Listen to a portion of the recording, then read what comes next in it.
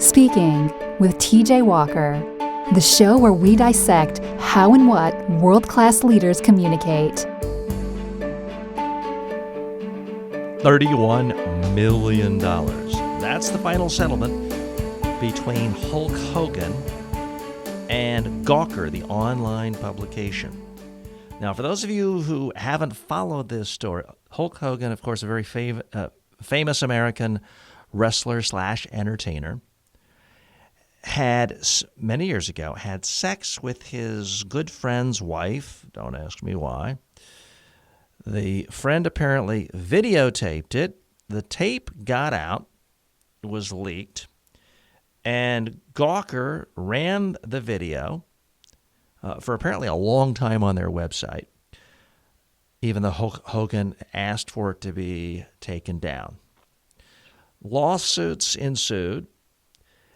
Hulk Hogan was secretly supported by Peter Thiel, the famous or infamous, depending on your perspective, venture capitalist, founder of PayPal, numerous other high-tech websites, and a wildly successful billionaire, who himself had a beef with Gawker. Gawker outed him as gay a number of years ago when, although it wasn't a secret, and a lot of people, especially in Silicon Valley, knew, he didn't like Gawker telling the whole world. And he vowed to seek revenge, and revenge he did. He hired a lawyer and started essentially trolling the country for anyone who might be slighted by Gawker, saying, look, you sue, we'll pay for everything. So if you're Hulk Hogan, that sounds like a great deal. Why wouldn't you participate in that? Heads I win, tails you lose. There's no downside for someone who has a beef against Gawker. So enough money, enough effort, and circumstances, Hulk Hogan's legal campaign, funded by Peter Thiel, won. They won a $140 million judgment against Gawker, effectively putting it out of business. Gawker had to declare bankruptcy and sell itself to another media organization. And now the final judgment, the final settlement has come about with Gawker, or the remnants or the current owners, having to give Hulk Hogan, which I assume almost all of that will go to the lawyer and then perhaps back to Peter Thiel, the $31 million. So what are the real lessons here? I mean, there's two big lessons I can think of. One of them, if you're a publication, don't post video of people having sex when they don't want you to do so. Sounds like an obvious lesson. Sounds like a no-brainer. But Gawker took the attitude of, hey, this is a celebrity. People find it interesting. This guy has gone on Howard Stern and other places bragging about his sexual pursuits and his endowments. He's the one who's talked about how studly he is. Well, here he is in action. We didn't record him, but someone sent us the video. It's inherently interesting to a lot of people. So why not? That was their attitude. And it turns out that's not a great attitude to have if you don't want to be sued and get judgments against you. So that's one rule. Probably you could say, well, TJ, I didn't really need to know that. I wasn't planning on doing anything that stupid or tacky or seedy. The second rule is, frankly, what's a lot more interesting. As much as it's easy for me and you and a lot of people to say, aren't these people at Gawker nasty? Didn't they get what's coming to them?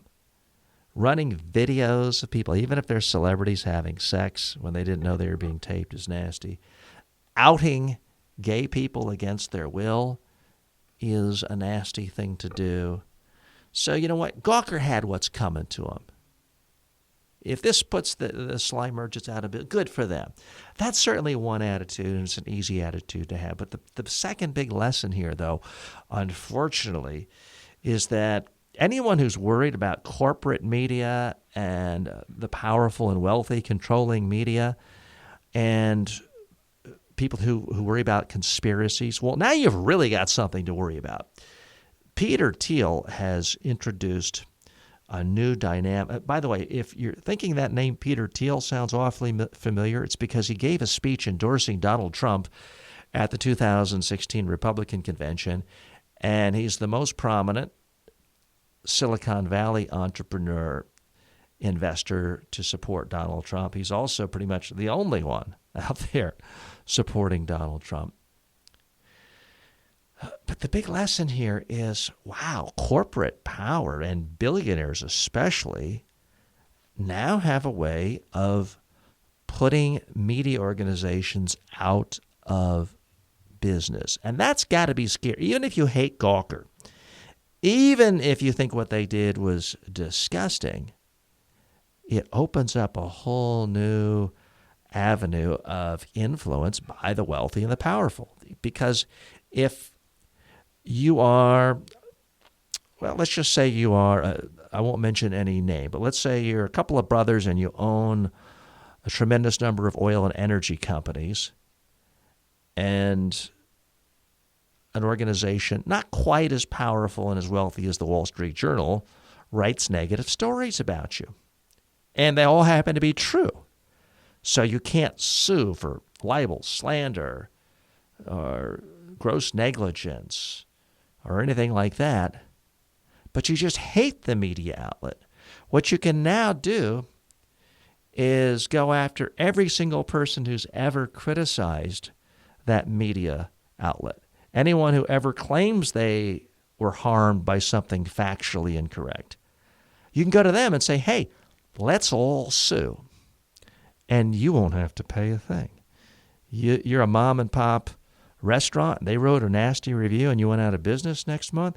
Okay, let's sue them and say they destroyed your business and it won't cost you a thing. Well, if I'm an unemployed former restaurateur, what do I have to lose?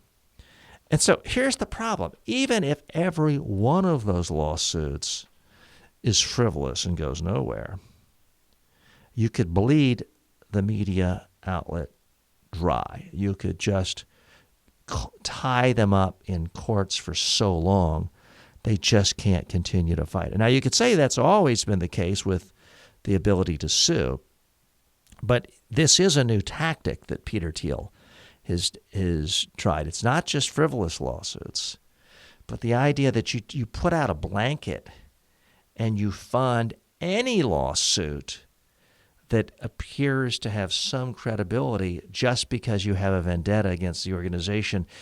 It really skews the balance of power against the media outlet and in favor of deep pockets.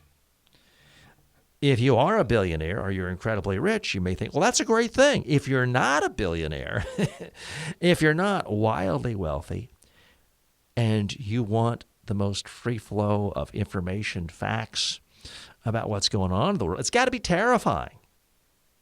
It's got to be scary to you. So I think it's a horrible development. What do you think? I know it's easy just to say, oh, Gawker had what it's coming. But if you take a step back and look at the broader implications, it's not pretty. What do you think? Send me a comment on Twitter. You can reach me at TJ Walker. Go to my Facebook page, TJ Walker Interactive is my main page there. You go to my brand new website for this podcast, speakingwithtjwalker.com. Post a comment there. I'd love to hear from you. Thanks so much for spending a little weekend time with me today. As always, the program is brought to you by Media Training Worldwide. Before you give your next speech or media interview, why not rehearse? Why not get better? Why not get refined? You can do it from the comfort of your own home or office with our online training schools. You can get a free sample. All you have to do is click on the link below in the show notes or go to MediaTrainingWorldwide.com and sign up for the free courses today. Thanks. See you tomorrow. Thanks for listening to Speaking with TJ Walker.